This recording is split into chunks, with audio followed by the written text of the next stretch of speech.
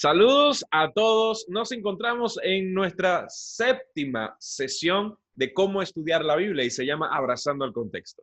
Muchos de ustedes se habrán dado cuenta o habrán visto alguna vez aquella frase de un texto fuera de contexto es solamente un pretexto. Yo no les voy a dar esa frase, ni voy a explicarla, porque ya son cosas que están más que sabidas en el mundo cristiano y en el mundo en general. Así que esa frase no la voy a usar para enseñar el día de hoy. Vamos a explorarlo siempre de una manera que no lo hemos visto para que intentemos adoptar nuevas herramientas a la hora de estudiar la palabra. Así que abrazando el contexto. Hay algo muy importante acerca del contexto y es que el sentido de una palabra no está determinado solamente por lo que significa la palabra, sino de hecho tiene más peso el contexto que rodea la palabra que la misma palabra. Esto pasa cuando estamos aprendiendo un idioma. Por ejemplo, en el tiempo de la pandemia leí varios libros en inglés y resulta que me era más fácil entender la palabra por el contexto que la palabra en sí misma buscando una definición. Así que aquí podemos ver que el contexto tiene un peso enorme a la hora de entender o discernir qué quiere decir una palabra. El sentido correcto lo encontramos no solamente en un diccionario, sino en relación a las palabras y las frases que rodean esa palabra. Ahora, quiero contarles un chiste que es una ilustración. Están todos conectados y les pido por favor que presten mucha atención a esto. Fíjense la siguiente frase. Esa no es, ya ven, abrazando el contexto. Miren, cuando yo les digo, era una vela larga, ¿qué se les viene a la mente? ¿Qué piensan? Era una vela larga. Todo el mundo comienza a crearse alguna imagen en la cabeza. Yo no te voy a decir qué pensar, solamente te voy a decir esa frase. Era una vela larga. Ahora, ¿qué te imaginas tú cuando yo te doy esa frase? Era una vela larga. Ahora, si te doy un poquito más de contexto, ¿qué pasa? Era una vela larga que pertenecía a un barco gigante. Oh, y ya empieza a cambiar la cosa.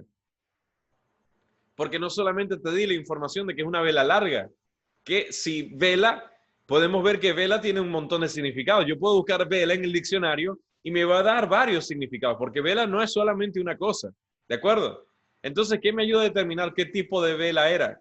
Si veo el contexto. Entonces, si ampliamos y leemos un poquito, como que ampliamos el círculo contextual, ojo ahí, si ampliamos el círculo contextual, entonces nos vamos a dar cuenta que puede ser que pertenecía a un barco gigante y que eso entonces es una vela de barco que impulsa el barco, ¿de acuerdo? Entonces, ¿qué hicimos aquí? Ampliamos u observamos el siguiente círculo o anillo contextual. Estamos leyendo aquí, vamos a leer arriba o abajo para que nos dé información en el contexto, ¿de acuerdo? Era una vela larga que pertenecía a un barco gigante. Pero eso no es lo único, vamos a ampliarlo en un tercer anillo, en un tercer orden contextual. ¿Y qué va a pasar? Bueno, vamos a perder otra vez. Léanlo. Ahora esta es la frase completa. Era una vela larga que pertenecía a un barco gigante. Pero viene la pregunta, ¿pero nos alumbraría toda la noche? Entonces podemos concluir que es no solamente una vela, sino que es una vela de barco, de la del viento, no una vela de la lámpara, de la luz. ¿De acuerdo? Perdón. Que no es, me enredé yo, que no es la vela del barco, sino la vela que alumbra. Entonces dice, era una vela larga que pertenecía a un barco gigante.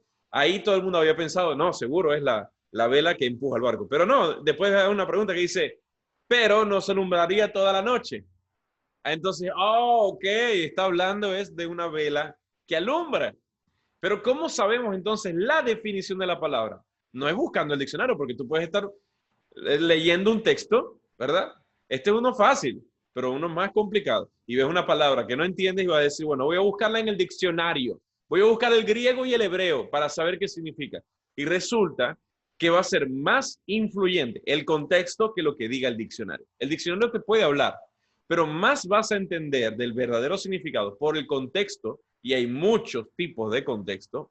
Ojo, no solamente el contexto de arriba y abajo, no.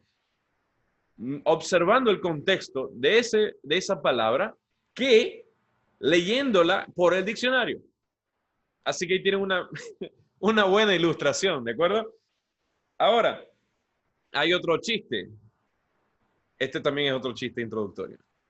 Mucha gente conoce a Harold, pero resulta que si ustedes buscan al señor Harold, uno de los hombres más fotografiados en el mundo de los memes, van a darse cuenta que Harold lo conoce en internet como Harold in Pain, o Harold en dolor, o la sonrisa dolorosa de Harold. ¿De acuerdo? Así que cuando la gente se refiere a Harold, es como el hombre que sufre y ríe. Una persona que siempre está muy adolorida y lo refleja en su cara como una risa incómoda, molesta, insatisfecha. Pero si ustedes juzgan la vida de Harold por la fotografía, van a decir que es un hombre que está sufriendo, que está incómodo o que tiene asco de lo que está pasando enfrente. Pero en una entrevista, cuando conversaron con Harold, le preguntaron, Harold, ¿usted tiene alguna enfermedad? ¿Le duele algo? ¿O estaba incómodo cuando le tomaron la fotografía? Le dijo, sí, todo el mundo me pregunta eso, pero la verdad es que yo no siento ningún problema, no estoy enfermo, estoy bien, no tengo ningún problema con que no me guste lo que estoy haciendo. La única cosa es que la gente no entiende que esta es mi sonrisa. Yo sonrío así. O sea, esa es su expresión de alegría, de gozo, de felicidad. Y eso es difícil de comprender para nosotros, porque nuestro patrón es que una persona sonríe y se le tiene otro gesto, ¿no? Pero él está como que sufriendo. Entonces, con nuestro ritmo de lenguaje corporal, él es atípico. Por lo tanto, lo vamos a interpretar como no, es que Harold está sufriendo en cada una de sus fotos. Pero la verdad es que no, esa es su sonrisa. Él sonríe así, esa es su cara. Aunque parezca doloroso, el hombre no está sufriendo, él no tiene ningún problema. Él es así. Pero ¿cómo lo entendemos? Sino hasta que conversamos con él. Hasta que comenzamos a no solamente ver las fotos que hay, sino hablar directamente con él y entender a su mente, su cabecita, su cuerpo, otros aspectos que no están solamente en la fotografía. ¿De acuerdo?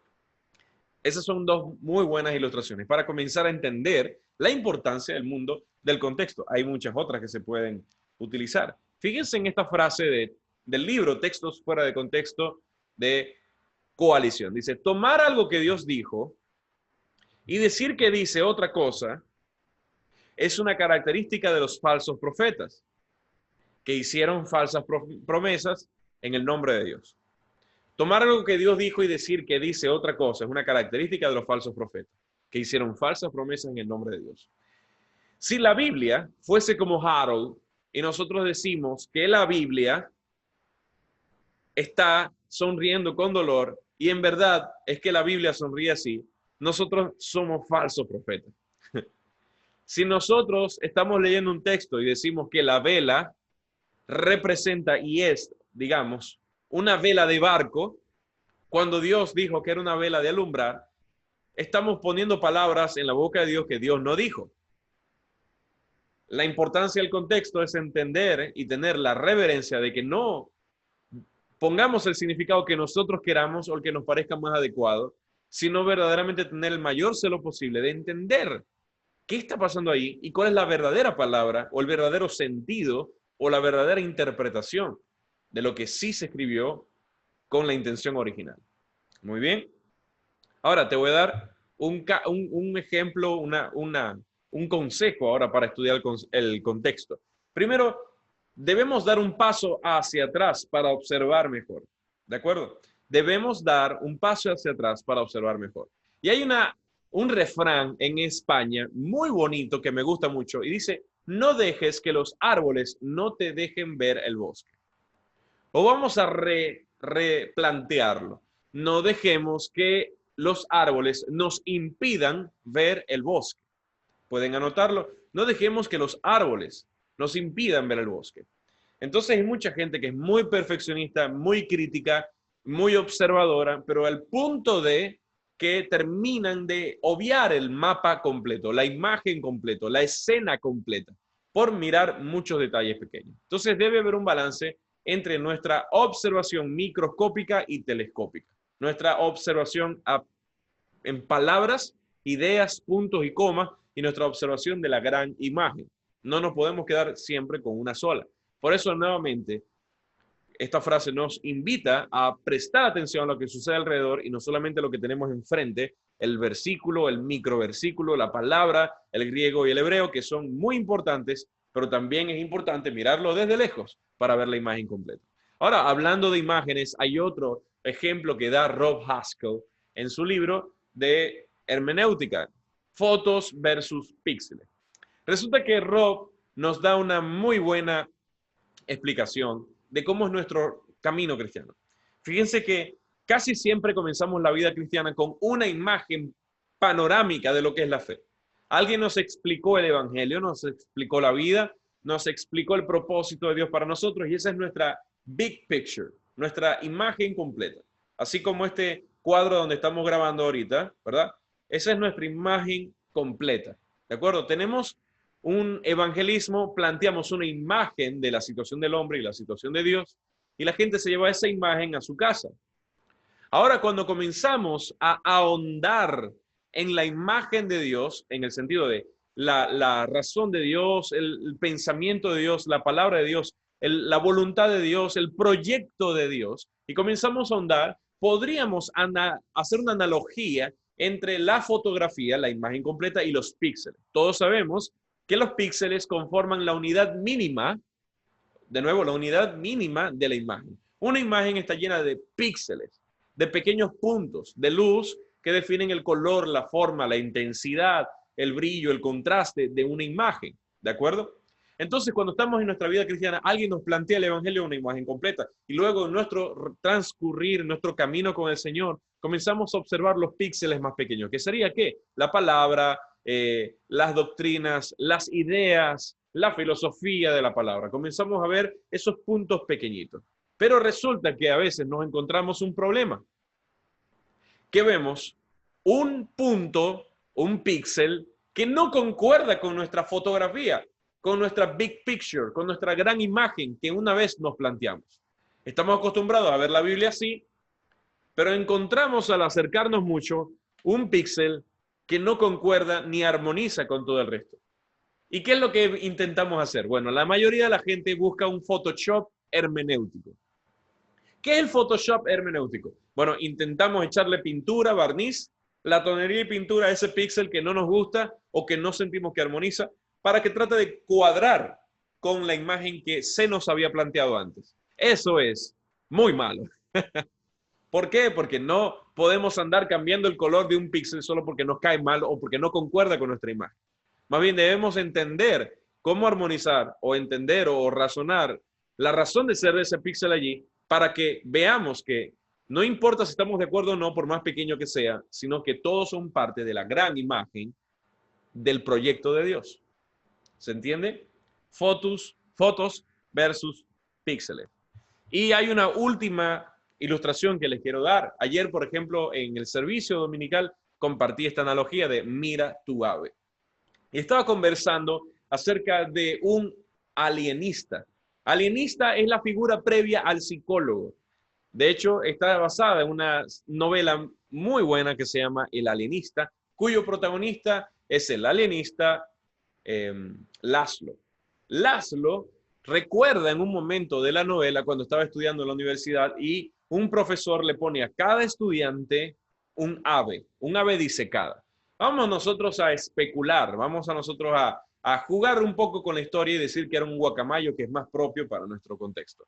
Supongamos nosotros que a cada uno de nosotros se nos dio un guacamayo, como el caso de Laszlo le dieron otro tipo de ave y todos lo tenían en su mesa. El profesor le dice a cada uno, oigan estudiantes, vamos a tener una dinámica, un ejercicio. Miren su ave, obsérvenla y me van a decir qué ven. Resulta que termina la clase y Laszlo dio unas 4 ideas acerca del ave. Dijo, bueno, es un ave muy colorida, tiene un pico un poco grande, tiene garras y creo que es un guacamayo. Muy bien.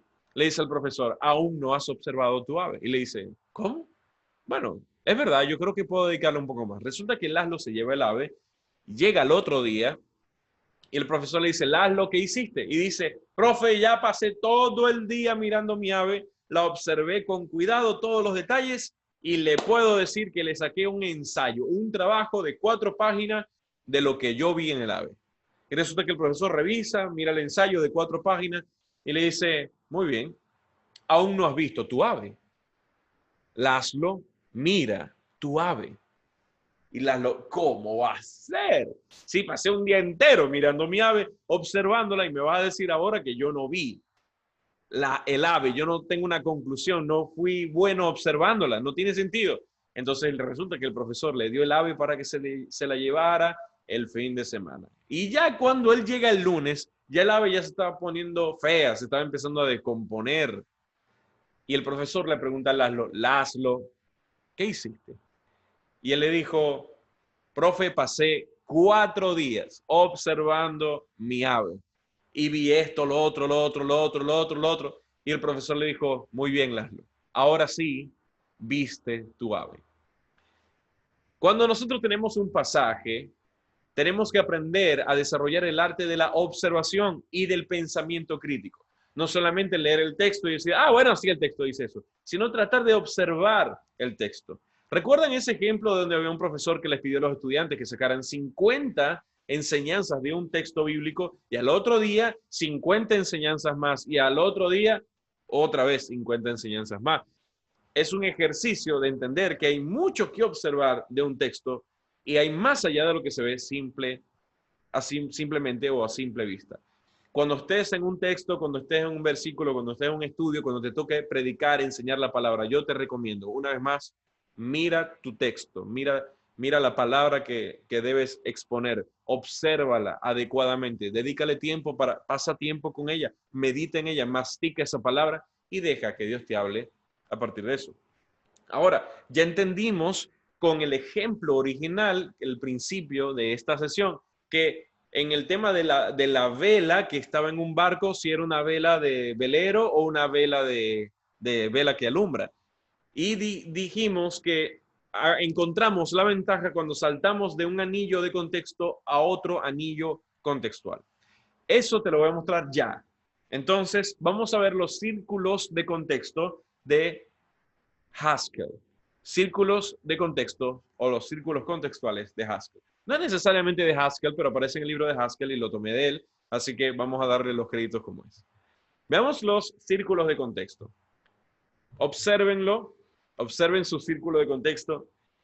Fíjense que el primer círculo es la palabra. No la palabra como Biblia, sino la palabra como unidad. ¿Sí? Palabra. Luego, el siguiente círculo de contexto o el siguiente círculo contextual es la frase. La palabra está dentro de una frase. Y así seguimos. La frase está dentro de una oración. La oración está dentro de una sección. La sección está dentro de un párrafo. El párrafo está dentro del libro bíblico. El libro bíblico está dentro del conjunto literario. El conjunto literario está dentro del testamento y el testamento está dentro de la Biblia. ¿De acuerdo? Cada anillo tiene su información. Cada anillo tiene su propia historia. Cada anillo tiene datos que nos pueden servir para entender la palabra o el pasaje donde tenemos alguna duda. Entonces, ¿cuál es la recomendación? Primero, entender que hay círculos contextuales y que cuando no entendemos algo, el mejor consejo es saltar al próximo círculo contextual. Palabra, más grande es frase, más grande es la oración, más grande es la sección, más grande es el párrafo, más grande es el libro bíblico, más grande es el conjunto literario, el testamento y la Biblia. Muy bien, eso se los voy a enviar al WhatsApp, así que pueden tomarle captura si quieren. Y ahora vamos a seguir ampliando un poquito más el tema. Ahora vienen algunos consejos generales. Tomando y basándonos en esto, hay algunos consejos generales que les puedo dar. Primero es que la oración es la unidad mínima. Aunque en el círculo contextual se pueden dar cuenta, ¿verdad?, que la palabra parece ser la unidad mínima, lo más importante, de verdad, lo más recomendable es que tomemos nosotros como principio personal que la oración sea la unidad mínima, no la palabra. ¿De acuerdo? Porque con una palabra no entendemos un mensaje. ¿De acuerdo? Ni siquiera con la frase. Lo más saludable es no solamente movernos por palabras o frases, sino por la oración. Es decir, el enunciado completo. Yo hablo una frase o doy una frase con una idea completa. ¿De acuerdo? Si quieren entender lo que yo quiero decir, deben entonces escuchar por lo menos la oración como unidad mínima. Entonces, muchas veces tomamos el versículo como unidad mínima, pero recuerden que el versículo es artificial, no fue escrito así, no fue escrito con versículos. Lo hicimos solamente para estudiar un poco más fácil la palabra y para referenciar la palabra. Pero el versículo no puede ser la unidad mínima. ¿No se han dado cuenta que hay oraciones que están en varios versículos? Una misma oración, una misma idea, la podemos leer completas en 3 versículos, ¿verdad? Y hay versículos que tienen varias oraciones. Entonces, no podemos fiarnos de que la oración, o perdón, la unidad mínima sea el versículo, o mucho menos la palabra, sino la oración. ¿De acuerdo? La frase completa, la idea completa. Si quieren, pueden volverlo a escuchar cuando enviemos el material del audio.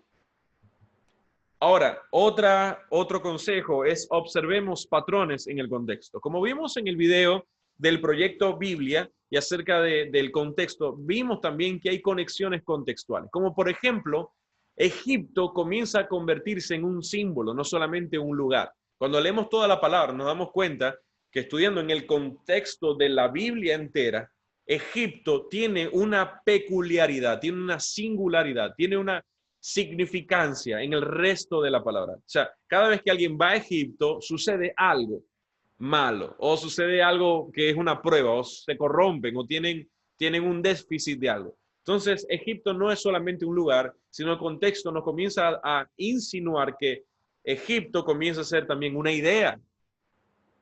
Y así mismo sucede con un montón de cosas. Nos dan ideas como, por ejemplo, los 40 días, el número 40, el número 7, el número 8, el número 3, y nos damos cuenta que se repite una y otra vez, y cuando conectamos transversalmente y analizamos el contexto completo de la Biblia, donde estos números, estas ideas, estos conceptos, estas palabras se repiten, nos damos cuenta que no son solamente números para describir tiempo, sino que también describen un tipo de circunstancia como la prueba.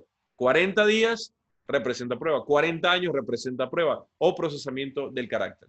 Así que cuando vemos el contexto también encontramos patrones. El número 40 no es solamente días, sino que tiene una esencia, un carácter, tiene un significado más allá que el numérico o de describir un tiempo. Y así sucede con muchas otras cosas, como ya lo mencionábamos con Egipto. Entonces, observemos patrones también que suceden transversalmente de un libro a otro en toda la Biblia. Espero sea útil. Otro es algo muy obvio, ahí arriba y abajo. Cuando vamos a estudiar debemos leer ahí el texto, el verso, la oración. Ya sabemos que la unidad mínima debe ser la oración. Leemos arriba, leemos abajo, o sea, leer contextualmente. Pero ¿por qué digo esto? Es muy fácil de describirlo y muy fácil de recomendarlo, pero muchas veces cuando estamos tratando de entender lo que dice un pasaje, nos quedamos observando el mismo pasaje. Nos quedamos observando la palabra a ver si nos salta algo. Si sucede algo místico o algo mágico, algo espiritual, sobrenatural, si se nos baja un ángel y nos dice una palabra, que puede pasar. Pero la verdadera recomendación es que en vez de leer la palabra una y otra vez a ver qué sale, lo más recomendable es leer el contexto.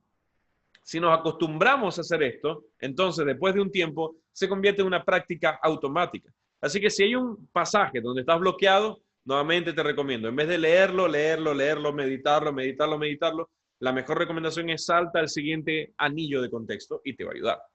Bien. Y tenemos 2 consejos más. Debemos estudiar la terminología más usada en cada libro. Fíjate que cada libro tiene frases, palabras que son como que más usadas en ese libro, más repetidas. Entonces tenemos que estudiar contextualmente en el libro las palabras, los tópicos teológicos más importantes. ¿De acuerdo? Entonces, si no entiendes de qué se está hablando, debes entender entonces cuál fue el propósito general de la carta y te vas a dar cuenta que, por ejemplo, en Isaías se usa mucho la frase el Santo de Israel para referirse a Dios. O sea, cuando en Isaías se habla de Dios, él lo llama el Santo de Israel. Pero no te va a pasar lo mismo si lo estudias en unos libros como en el Pentateuco, otro tipo de libros deuterocanónicos, o podemos verlo en libros neotestamentarios. No vamos a ver el nombre de Dios exactamente igual. Así que cada libro tiene su... Si lo estudias el libro como contexto, vas a dar cuenta que tiene una forma de llamar a Dios, una forma de ver el plan de Dios, y no son como ventanas diferentes del proyecto de Dios general. En los evangelios figura algo que no figura tanto en el resto de los libros, y los evangelios hablan demasiado del reino de Dios, reino de Dios, el reino de Dios, el reino de Dios, que no lo vas a ver con tanta frecuencia en otro lugar. Entonces, para los libros del evangelio es muy importante, cuando vemos ese anillo contextual, que esa palabra tiene mucha prioridad, mucha importancia y algo nos tiene que decir. ¿De acuerdo? Vamos ahora entonces, perdón, faltó un punto. El otro punto no está en diapositiva, es observemos el mensaje del conjunto de libros. Así que tenemos el conjunto de libros del Nuevo Testamento en los evangelios, ¿de acuerdo? Tenemos los evangelios y en los evangelios tenemos Mateo, Marcos, Lucas, Juan, ¿verdad? Ahora, estos evangelios tienen diferentes ópticas, así que cuando no entendemos lo que dice un libro, podemos ir a la misma escena bíblica, pero en el otro libro. Por ejemplo, hay muchos milagros que sucedieron en los 3 libros o en los 4 libros y lo podemos ver aquí y allá, ¿me entiendes? Entonces, cuando no entiendes algo, puedes saltar a otra parte del texto. Eso también sucede un poco con Crónicas y Reyes y con el libro de Primera y Segunda de Samuel. Hay elementos que se sincronizan porque son diferentes tipos de libros, entonces son diferentes tipos de registros y hay cosas que se van a sincronizar. Por lo tanto, es otra idea. También lo puedes hacer con el Antiguo y el Nuevo Testamento. Fíjate que hay una peculiaridad con el Antiguo y Nuevo Testamento. El Antiguo Testamento generalmente predice y el Nuevo Testamento generalmente cumple. Nuevamente, el Antiguo Testamento generalmente predice lo que va a suceder y el Nuevo Testamento en la generalidad es el cumplimiento de lo que se profetizaba en el Antiguo Testamento. Así que revisar ese tipo de conexiones que suceden según la categoría de libros, por ejemplo, Antiguo y Nuevo Pacto, Antiguo y Nuevo Testamento, y también en el conjunto de libros como libros proféticos, evangelios y todo lo demás, nos ayuda mucho a entender la razón de ser de lo que estamos leyendo. Muy bien. Ahora, vamos ahora con el peligro de la microteología. El peligro de la microteología es tratar de hacer teología en base a las palabras o hacer teología con la unidad microscópica, que sería entonces, bueno, repito, la palabra. Esto también se llama literalismo. Repítanlo conmigo, literalismo. Entonces, cuando intentamos hacer una prédica basada en una palabra, corremos muchísimo peligro, porque yo conozco predicadores que sacan prédicas de una solita palabra y comienzan a esbozar un montón de ideas que están fuera del lugar de lo que el autor quería decir. Entonces tú puedes justificar prácticamente lo que tú quieras si tu prédica está basada en una palabra, porque una palabra no te da mucha información. Una palabra está sujeta a demasiada interpretación, porque una palabra puede significar demasiadas cosas. ¿De acuerdo? Entonces, vuelvo y repito, más importante lo que te dice el contexto que lo que te dice la palabra original en griego y en hebreo, es más peso lo que dice el contexto en cualquiera de sus anillos. Entonces, fíjense que nuevamente esto se llama, yo lo llamo microteología, predicar en base a la palabra como unidad mínima, cuando debería ser la oración como unidad mínima, y esto también se puede llamar literalismo. Así que vamos a ver un par de casos. Primero el caso, agradar a Dios. En este tema hay un texto que está en 2 Corintios 5, verso 9. 2 Corintios 5, verso 9, había un pastor que dijo, que estaba predicando acerca de este texto, que dice, por eso nos empeñamos en agradarle. ¿De acuerdo? El texto base de la predica era, por eso nos empeñamos en agradarle. Entonces, él basó su predicación de que hay que buscar agradar a Dios, no por el juicio, ¿de acuerdo? Hay que agradar a Dios no por el juicio, sino porque Dios es bueno y misericordioso, ¿de acuerdo? Entonces, ¿de dónde se basó? En 2 Corintios 5:9, que nuevamente dice, por eso nos empeñamos en agradar a Dios. Él tomó este texto solamente como unidad mínima y sacó la prédica. Entonces dice, bueno, nos empeñamos en agradar a Dios. ¿Por qué? Bueno, porque este texto nos enseña que hay que agradar a Dios, no pensando en el juicio, sino en que Dios es amoroso, merece respeto y obediencia. Pregunto, ¿es así o no es así? ¿Eso es lo que nos quiere decir el texto o es lo que nos quiere decir el Señor? Que tengamos una obediencia o intentemos agradar al Señor no por el juicio, sino porque Dios es bueno y nos sometemos a Él. Pues la verdad es que no. El texto nada tiene que ver con eso, porque cuando estudiamos el verso siguiente, fíjense que 2 Corintios 5:10 dice, porque es necesario que todos comparezcamos ante el tribunal de Cristo para que cada uno reciba lo que le corresponda, según lo bueno o malo que haya hecho mientras vivió en el cuerpo. Así que el predicador decía, basado en 2 Corintios 5:9, y una unidad muy mínima, decía que hay que agradar a Dios no por su juicio, sino por su bondad. Pero resulta que el verso 10, inmediatamente siguiente, que nuevamente la Biblia no fue escrita en versículos, dice que tenemos que agradarle y lo conecta es con el juicio de Dios. Entonces, tú puedes creer que te la estás comiendo todas, que la estás haciendo muy bien, que eres el más inteligente en la hermenéutica, tomando solamente una frase, pero estás justificando una idea que no está allí. Y no está mal si hay que agradar a Dios sin pensar también en el juicio, pero 2 Corintios 5:9 y 10 hablan explícitamente del juicio de Dios. Es más, conecta agradar a Dios con el entendimiento de que le vamos a rendir cuentas a Dios en el día del juicio. Entonces, ¿cuál es la verdadera interpretación del texto? Ya puedes ver un poco el problema de la microteología. Segundo caso. Otro caso muy conocido es, todo lo puedo en Cristo que me fortalece. Entonces la pregunta de Filipenses 4:13 es, ¿qué significa todo? Y yo he escuchado un montón de veces predicadores decir, ¿qué significa todo, iglesia? Todo. ¿Qué significa todo, iglesia? Todo. Y todo significa todo. Es decir, que todo lo puedo en Cristo que me fortalece. ¿Cuántos dicen amén? Amén. Entonces ya va, amigo, freno de mano. ¿Qué significa todo? Estás aplicando nuevamente microteología y estás usando la unidad mínima de razonamiento para tu prédica, la estás basando en la palabra en vez de la oración, que debería ser lo mínimo. ¿Qué significa todo para Pablo? ¿Significa que yo puedo volar en el cielo? Porque todo lo puedo en Cristo que me fortalece. ¿Significa que yo puedo ir a robar en un banco? Porque yo todo lo puedo en Cristo porque Él me fortalece. Se supone que yo puedo abandonar la iglesia y emprender mis propios sueños porque todo lo puedo en Cristo que me fortalece. ¿Qué dices tú? Pues la verdad es que no podemos decir que el todo es todo, porque buscamos todo en el diccionario y decimos, bueno, todo es todo. No queda lugar a dudas, ni hay una cosa que no se pueda hacer. Pues claro que no. Cuando ves el contexto, Pablo lo está escribiendo desde la cárcel, el contexto histórico. El contexto histórico nos dice que Pablo está escribiendo desde la cárcel. Y el mismo contexto en Filipenses 4 nos habla de que en gran manera me gocé en el Señor, de que ya al fin habéis revivido vuestro cuidado de mí.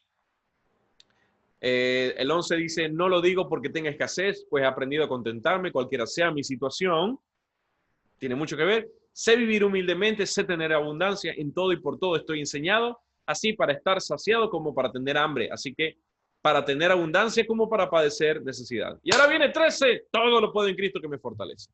Entonces dice que yo puedo pasar cualquier clase de prueba en nombre de Cristo porque Él me fortalece en su llamado. No quiere decir que todo lo voy a poder hacer. Entonces, vamos al gimnasio y hagamos pesas. Y yo puedo con esta pesa porque todo lo puedo en Cristo que me fortalece. Y luego vemos a una muchacha que está tratando de ganarse el corazón de un muchacho. Y ella se maquilla, se echa perfume y dice, yo lo voy a hacer bien, voy a conquistar su corazón, porque todo lo puedo en Cristo que me fortalece. Entonces después, hasta los mismos ladrones pueden citarlo en su oración. Pero como tú no estás entendiendo, no solamente la razón de ser, sino que no lo estás entendiendo en el contexto general, lo usas para lo que tú quieras y por lo tanto lo desvirtúas. Entonces, todo lo podemos en el sentido de la totalidad de la palabra todo, no, Por eso, no uses la microteología, no uses el literalismo de usar la palabra y basarte en una palabra para dar un argumento completo, porque te va a salir mal. Para nada te va a salir bien, ¿de acuerdo? Ahora, vamos a terminar. Hay otros ejemplos, pero le voy a pedir por favor que lo estudien en su casa. Voy a avanzar un poquito en las diapositivas. Otro caso es el caso de Dios es amor.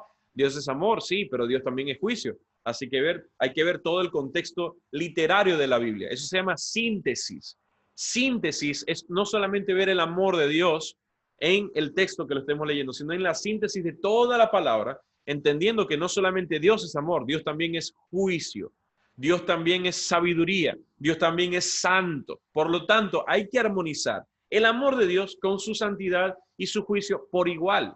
¿De acuerdo? Entonces no podemos decir Dios es amor para decir que Dios es romántico, porque el amor de Dios, cuando lo analizamos, es amor ágape, es un amor dispuesto a dar su vida por otros.